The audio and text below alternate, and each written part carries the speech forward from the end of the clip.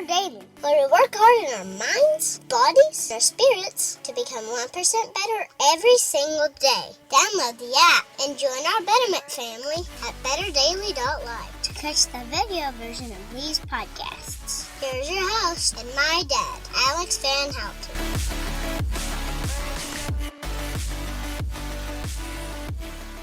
What is up, Betterment family? This is Alex Van Houten in Better Daily Live. Happy Thursday. It's Word Thursday, which is my favorite day of the week because I share with you some meditations on a word. Sometimes we get mindful, sometimes we get spiritual, and sometimes I give you a little sports tier. Today we're starting a brief series on words regarding personality psychology. And I know that sounds like a lot of fun, but it actually is a lot of fun. It teaches us about who we are and how we operate. You see, tied up in every single one of our DNA is a predisposition toward personality traits. And that allows us to be people who can be strong in others' weaknesses. And also so that we're weak in areas that other people are strong in, so that, it kind of interconnects us and intertwines us. And in that way, God made each of us to walk in a calling and to do so in community. So I'm excited to talk today about the word agreeableness. Agreeableness. It's an aspect of personality psychology, and it's a fun one to dive into. Scott, good morning, brother. He's got his arm pump and his freezy face because Scott's been taking cold showers for the Better Man Challenge to up his grit game a little bit. And thanks for the video. I appreciate it. Don't worry, he wore swimming trunks, but it was a good video, man. Your reaction to a cold shower is just a cool thing to behold. So thanks for sharing and for being open on that front. Good morning, Robin. Good to see you this morning. So agreeableness is such an interesting aspect of personality. There's 5 aspects of personality psychology, and these are the aspects that have been well studied and seem to have genetic predispositions, right? So like you can actually pass them on as parents to children. And there are a few different things that agreeable consciousness, openness to experience, and neuroticism. And I intend to cover each one of those. But that said, agreeableness is one of my favorite aspects of personality, partially because in my house, I have a wonderful dichotomy. I have a wonderful juxtaposition between the what it looks like to be very agreeable and what it looks like to be disagreeable. But let me explain how personality psychology studies this sort of thing, right? Because agreeableness, it's not something you have or don't have. It's paired to the rest of the population in this particular trait, right? So they measure these things on percentiles. So I am relatively low in agreeableness. I'm in the 20th percentile. So if you stuck me in a room with 100 other people, I would be more agreeable than about 20 of them and less agreeable than about 80 of unagreeableness. Where my wife, she's in the 99th percentile for agreeableness. So if you stuck her in a room with 100 people and you rated on this scale, then she would be more agreeable than 99 of the people in the room. She's extremely agreeable. Well, what's agreeable mean? Agreeable is the tendency to keep the peace. So it's the tendency not to rock the boat. It's the tendency to avoid conflict, right? So agreeable individuals never have a hard time making friends, right? Because what an agreeable individual does, somebody who's really high in agreeableness, they will find themselves very consistently and constantly keeping the peace, right? So maybe you have an opinion that's not very popular, or maybe you have an opinion that you know is going to rub this person the wrong way. You tend to bite your tongue about that.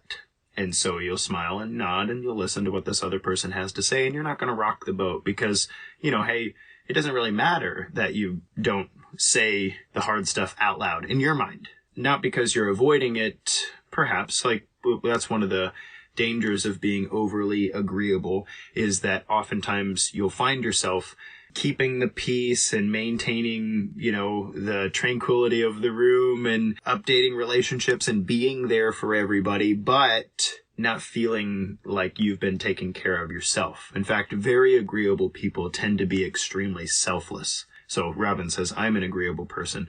Very agreeable people tend to be extremely selfless. They find themselves giving and giving and giving.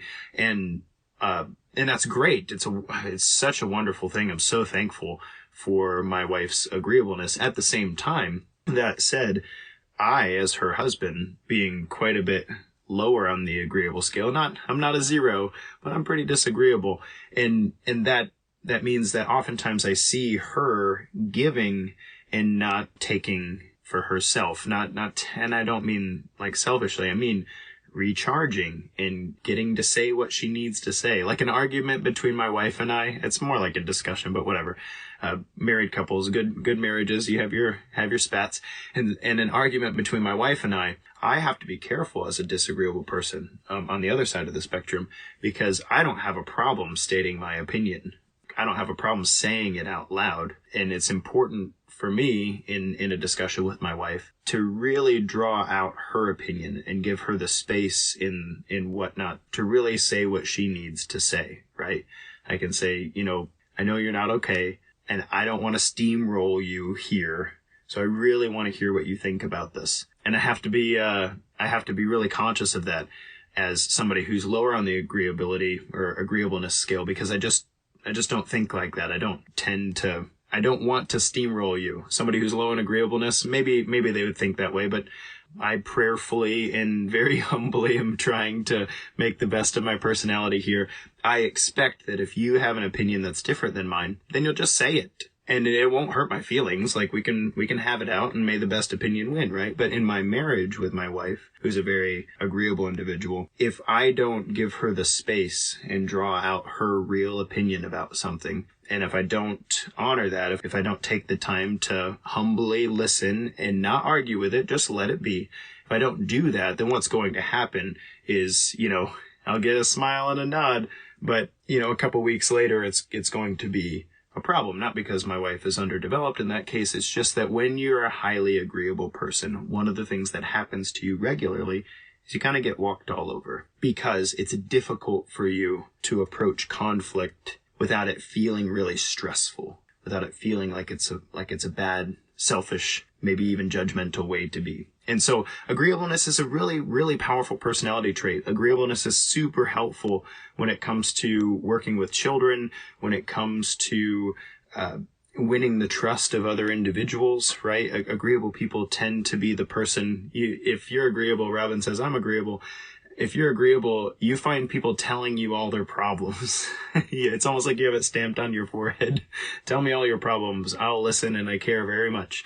And that happens to my wife. It's like a superpower. She can be sitting in a dry sauna and people will be telling her their life story. She's like, I don't even know this person. They barely know me, but they're telling me everything. And Scott says I'm a very agreeable person as well. And so the agreeable individuals, one of the things that you have to develop is the ability to express your opinion. Doesn't mean that it has to be as disagreeable as the way that, like I'm on the other side of the spectrum. I've had to learn to soften my speech a bit and to take account of the other person's perspective. And I'm really stubborn and bullheaded, so I'm still working on this. But that said, that's something I've had to develop in my personality because it doesn't come natural to me. It sounds like a really bad thing to say, but as a father, I'm learning that it doesn't come natural to me to take on the perspective of another person. I have an opinion. I expect that if you do too, you'll say it and those opinions can coexist, and that's great. But if you're agreeable, you have to develop the ability to speak the truth in love, the truth that you understand, that your perspective as plainly and as authentically as possible, right? And those of us who are lower in agreeability, those of us who are lower on agreeableness and tend to have a hard time putting ourselves in another person's shoes without even thinking about it, or maybe I like to say us disagreeable people who care, because there's some who don't. But if you're disagreeable, you find yourself putting your foot in your mouth pretty often. You're like, blah, blah, blah, blah, blah. Oh, no. Oh, well, there it is. I said it.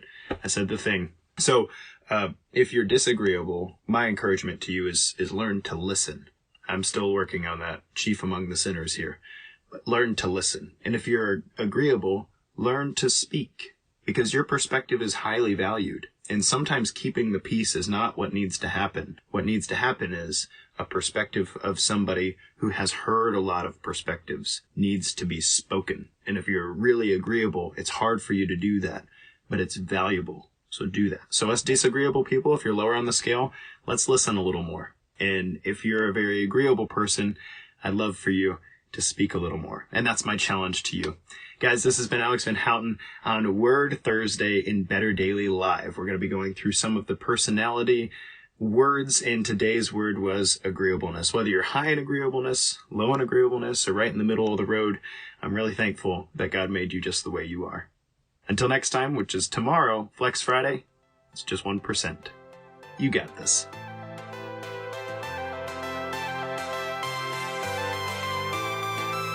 Thank you for joining us for your 1% Better today. Don't forget to subscribe for the podcast. Leave us a raving review to tell others how Better Daily has helped you in your journey. If you want more Better Daily, download our app and join our Betterment family at betterdaily.live. Use code POD to get 25% off your subscription. That's POD, all caps, to save 25% on your subscription. We all have a cross to carry. It's lighter when we do it together.